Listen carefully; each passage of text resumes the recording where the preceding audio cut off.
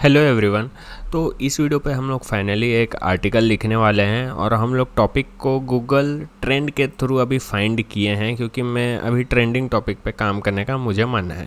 ठीक है, इसके पहले वीडियो पे मैं जो आपको जो मेथड बताया था वो एक डेली बेसिस पे जो लोग सर्च करते हैं थोड़ा थोड़ा थोड़ा करके उस पर व्यू आते हैं, वो वाला मेथड था।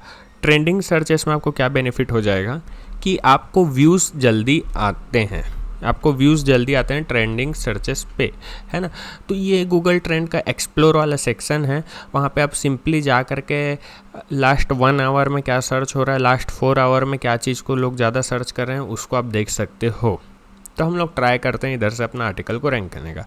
अब BGMI ऑफिशियल अनबैन न्यूज़, तो ये होगा हमारा टाइटल। तो हम लोग आते हैं ब्लॉग के और ऐड न्यू वाले सेक्शन में। देखो एकदम प्रैक्टिकल वीडियो है, ठीक है।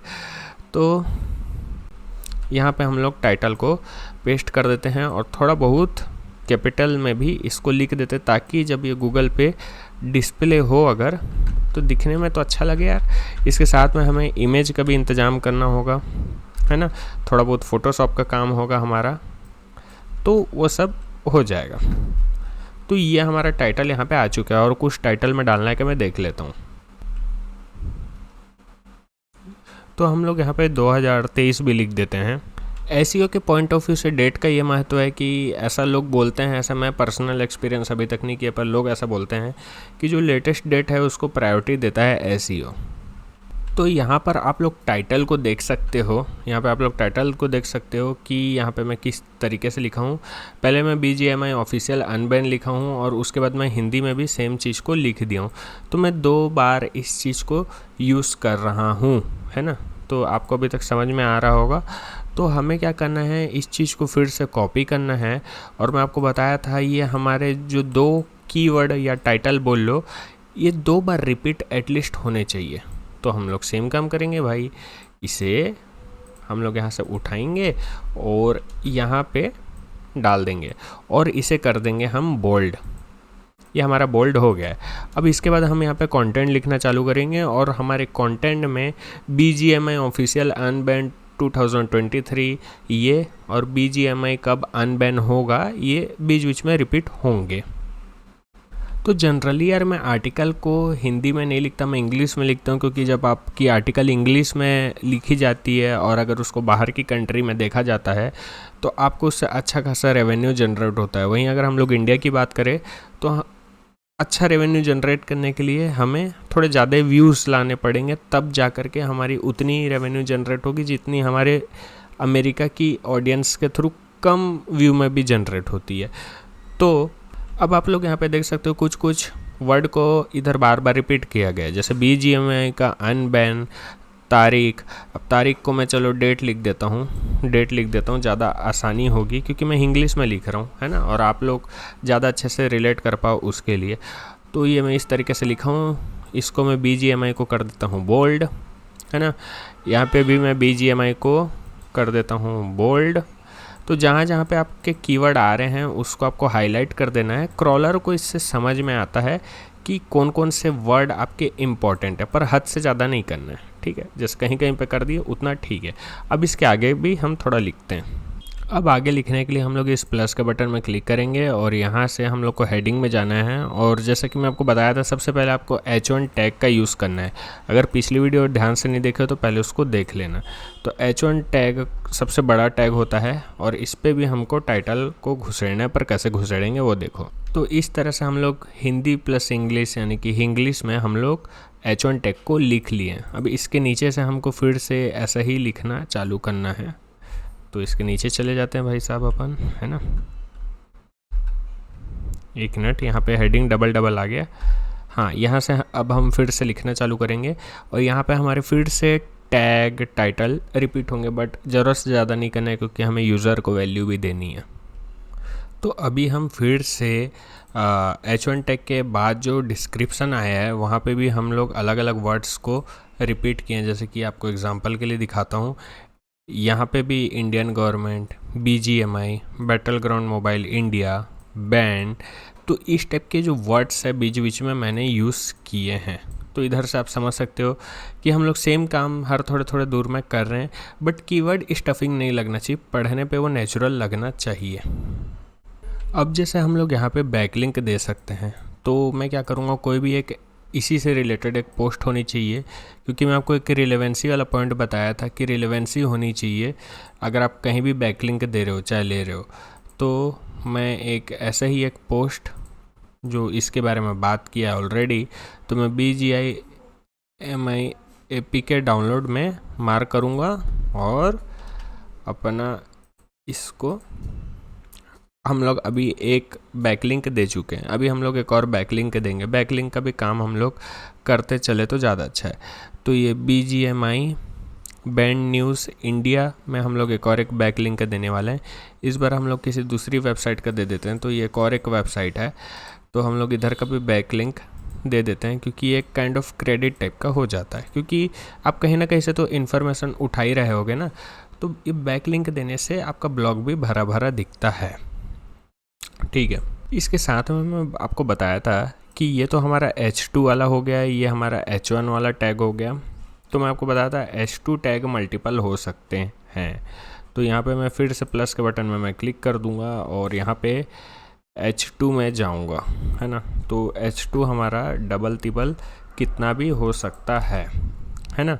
तो यहाँ पे हम लोग battle ground mobile India unban news today ऐसा टाइप का डाल दिए, है ना। अब यहाँ पे हमें फिर से कंटेंट लिखना है। तो आप लोग यहाँ पर देख सकते हो, मैं अपने वेबसाइट का फिर से यहाँ पे एक लिंक दे दिया हूँ कि अगर कोई भी लेटेस्ट अपडेट आएगी तो मैं यहाँ पे उस लिंक को अपडेट कर दूँगा, तो मेरे आगे की पोस्ट के लिए भी फ़ायदेमंद होगा। तो ऐसे ही कर करके मैंने अपने पैराग्राफ में पॉइंट बनाया और कीवर्ड वगैरह को मैं इस तरीके से हाईलाइट कर दिया। और ये मैं इंग्लिश में लिखा हूँ, क्योंकि इंग्लिश में कम लोग लिखे होंगे तो मेरे लिए रैंक करना थोड़ा आसान होगा। बाकी आप इंग्लिश में भी लिख सकते हो। तो यहाँ पर मेरा ब्लॉग का काम ख़त्म होता है। अब इसमें ऐड करने की ज़रूरत है तो कुछ इमेजेस, क्योंकि हम बैक लिंक भी दे चुके हैं, इंटर लिंकिंग भी कर दिया यहाँ पे हम अपनी वेबसाइट की, और दूसरे को लिंक भी दे दिया। तो बैक लिंक का भी काम हो गया। अब हमें इमेजेस डालनी है, तो 2 से 3 इमेजेस होनी चाहिए, ज़्यादा नहीं होना चाहिए। तो अब बारी आती है इमेजेस बनाने की, है ना। तो मैं गूगल से कुछ 3-4 इमेजेस डाउनलोड किया हूँ। तो मुझे क्या करना है, इन इमेजेस को थोड़ा सा रिक्रिएट कर देना है, थोड़ा सा इस पे मेरी मेहनत होगी तो ये थोड़ा अपने आप में ओरिजिनल दिखेगा। तो इसको मैं कैसे बनाऊँ, हमें इसे थोड़ा सा यूनिक बनाना होता है हमेशा। तो अब मैं आप लोगों को दिखा देता हूँ काम कहाँ तक के हो चुका है। हमारा टाइटल हो चुका है, हमारा डिस्क्रिप्शन हो चुका है, और उसमें भी हम बहुत सारे कीवर्ड को यूज़ किए हैं, जैसे कि मैं आपको पहले भी बता चुका हूँ, है ना। और ये इमेज कैसे डाला हूँ तो अभी बताऊँगा आपको। ये H1 टैग भी हो चुका है, फिर उसके अंदर में भी डिस्क्रिप्शन हो चुका है। इसके साथ में हमने बैकलिंक को भी दिया हुआ है। बैकलिंक बनाने का तरीका आपको पता है। इसको बस ऐसे घेरे में ले करके इस वाले बटन में क्लिक करोगे और यहाँ पे आपको बैकलिंक देने का ऑप्शन आ जाएगा, लिंक दे सकते हो डायरेक्ट। फिर ये H2 मल्टीपल हो सकता है, H1 सिर्फ एक ही होना चाहिए आपके ब्लॉग में, पर H2 और भी हो सकता है। जैसे कि देखो मैं H2 और भी डाला हूँ, पर H1 सिर्फ एक ही होगा। तो ये सब हो चुका है। यहाँ पर भी थ्योरी लिख दिया हूँ, यहाँ पे टेबल बना दिया हूँ, और बैकलिंक वगैरह मैं दिया हूँ जहाँ से भी मैं कुछ चीज़ को उठाया हूँ, ठीक है। तो ये मेरा आर्टिकल यहाँ पे बन चुका है।